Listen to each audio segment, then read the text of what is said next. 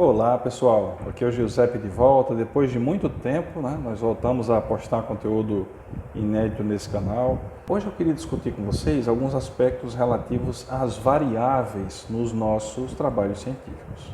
As variáveis são aquelas grandezas que nós controlamos ou mensuramos durante experimentos científicos. Existem algumas formas de categorizar as variáveis, mas a gente pode separá-las em alguns tipos de classificações. Uma classificação que eu considero particularmente importante é que a gente saiba quais são as variáveis dependentes e independentes. A variável independente de um estudo, ou o conjunto de variáveis independentes, são aquelas variáveis que nós conseguimos controlar. Então, para ficar num exemplo simples, imaginemos que eu queira fazer um estudo sobre qual é a influência do consumo de refrigerantes com açúcar nos níveis de glicose de um determinado grupo de indivíduos. A variável que eu posso controlar é a quantidade de açúcar que as pessoas ingerem. Então, essa variável é chamada de variável independente. A variável que eu vou acompanhar, ou seja, que eu vou medir, é a variável dependente, que no nosso exemplo seriam os níveis de glicose no sangue dessas pessoas. Uma outra classificação que é bastante útil é aquela que separa as variáveis necessárias das variáveis suficientes. A falta de cuidado com a separação dessas variáveis pode levar a conclusões erradas.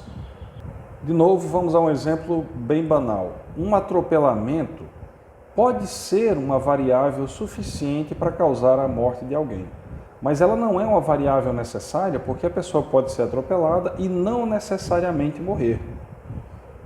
Quando nós estamos estudando sistemas complexos, sejam químicos, físicos, biológicos, o investigador tem que ter muito claro qual é o papel das suas variáveis, se as variáveis foram separadas, de forma que ele não misture as variáveis necessárias com aquelas variáveis suficientes.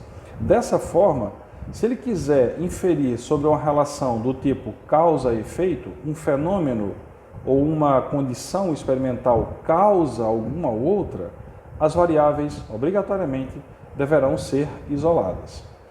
E uma última dica que eu gostaria de deixar para vocês sobre o papel das variáveis é que a gente tenha muito claro, durante um experimento ou um conjunto de experimentos, se a metodologia usada permite que nós obtenhamos conclusões objetivas. Vamos de novo a um exemplo. Se eu quero determinar qual é o percentual de brasileiros que tem sobrepeso, eu não posso simplesmente perguntar às pessoas. Por quê? Porque diferentes pessoas têm diferentes conceitos do que é sobrepeso. Então, por exemplo, algumas pessoas podem estar particularmente incomodadas com isso, podem considerar que o sobrepeso é um aspecto importante nas suas vidas, enquanto outras, mesmo com sobrepeso, podem considerar que não há nada de errado com elas. Então, esse caráter subjetivo, ele pode criar um viés na nossa pesquisa. Só para a gente fechar esse exemplo, o que seria desejável neste caso? Que nós usássemos características objetivas, aquelas que não dependem da opinião do objeto de estudo, que no caso é a pessoa, como, por exemplo, percentual da gordura corporal, diâmetro do abdômen e IMC. Bom, pessoal, a dica de hoje era essa. Prometo que eu vou postar vídeos com mais frequência no canal. E se você gostou, se essa dica lhe foi útil, deixe o seu like, compartilhe com os seus colegas e se inscreva no canal. Um abraço, até a próxima e fiquem bem.